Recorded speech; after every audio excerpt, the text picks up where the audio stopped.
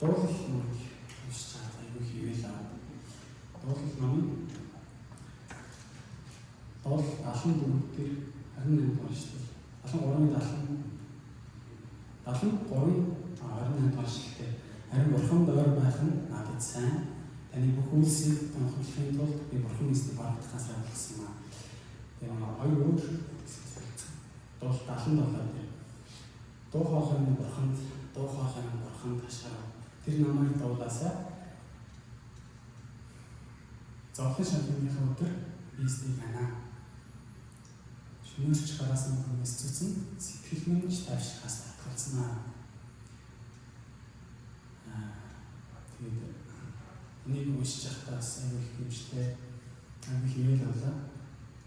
Тэгэхээр энэ бүсгүйцийг Бурхан бүтээгээд зүгээр нэг цаг хугацаа гэдэг хэмжүүрийг энэ гаргаж ирсэн хэмжүүрийг өглөөгөө бэлдсэн, хэсгийн бэлдсэн аж талыг. Тэгээ өглөө ч гэсэн Бурхан, өдөр ч гэсэн Бурханых, шөнө ч гэсэн Бурханых юм бол тэр орон завсраа орон зайж байхгүй. Өдөр ч шөнө бас шөнө ч гэсэн Бурханых болохоор ингээд Бурханаас олдод өөр явах газар байхгүй гэсэн.